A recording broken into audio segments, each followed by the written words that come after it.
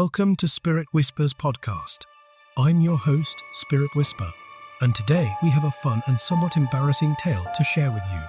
Picture this: a grown man left alone at home for a month, navigating the perils of solitary living with all the grace of a scaredy-cat. Yes, that man is me. Join me as I delve into the humorous, sometimes terrifying, and absolutely human experience of facing my fears while my wife is away. So, sit back, relax, and let's embark on this journey together. Enjoy. The Chronicles of the Scaredy-Cat Husband. Home alone. When you imagine a grown man living alone for a month, you might picture someone relishing their newfound freedom. Binge watching TV shows, eating junk food, and having a blast. But let me tell you, my reality is quite the opposite. My wife, Esra, has jetted off to Turkey for a month because her mother had a terrible accident. And here I am, a for-thy-something man, feeling like a scaredy-cat trapped in our home. It all started the night Esra left. I waved her off with a brave smile, promising her I'd be fine. "Go take care of your mom," I said. "I've got this," I said famous last words. When the door closed behind her, I heard every creak and groan in the house. Suddenly, our cozy home felt like the set of a horror movie, and I was the clueless protagonist. You see, I have this not-so-secret fear of being alone at night.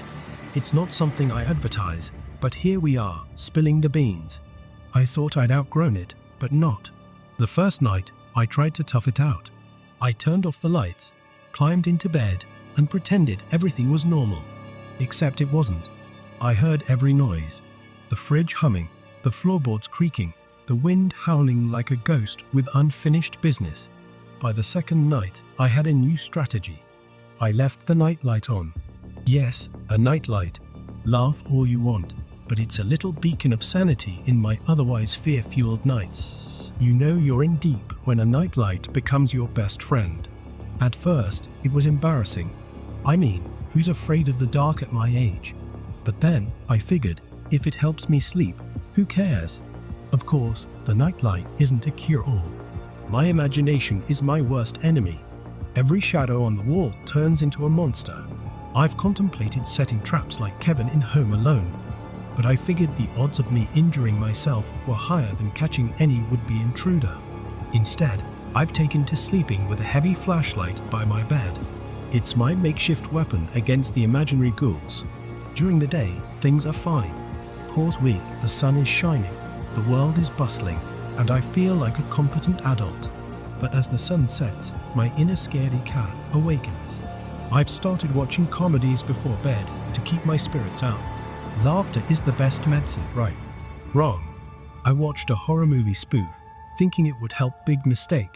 Instead of diffusing my fears, it amplified them.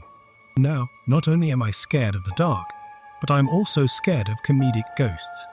You'd think with all this alone time, I'd be super productive. Maybe I'll finally get around to those DIY projects Esra has been nagging me about. Nope. My productivity has plummeted to zero. I spend my evenings triple-checking the logs and peering out the windows like a paranoid squirrel.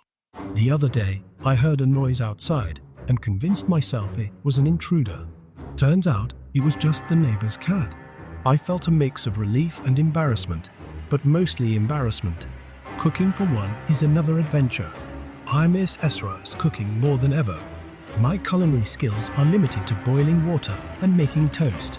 I tried following a recipe once, but halfway through, I got distracted by a noise, probably the wind, and burnt everything.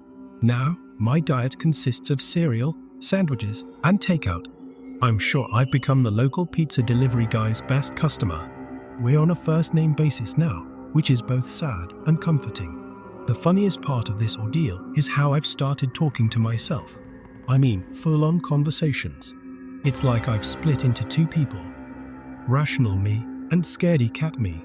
Rational me tries to keep things together, while scaredy-cat me jumps at every little sound. It's a miracle I haven't lost my mind entirely. So here I am, halfway through this solo stint, counting down the days until Esra returns. I've learned a lot about myself during this time. I'm mainly a big baby when left to my own devices. At least I can laugh at myself. And if there's one thing this experience has taught me, it's okay to be scared. We all have our quirks. Mine involves a nightlight and flashlight. Ezra will be back soon, and I can sigh in relief. Until then, I'll keep the nightlight on and try to survive these last few weeks. Who knows, maybe I'll even tackle one of those DIY projects. Or maybe I'll order another pizza and watch some cartoons. Either way, I'm surviving one night at a time.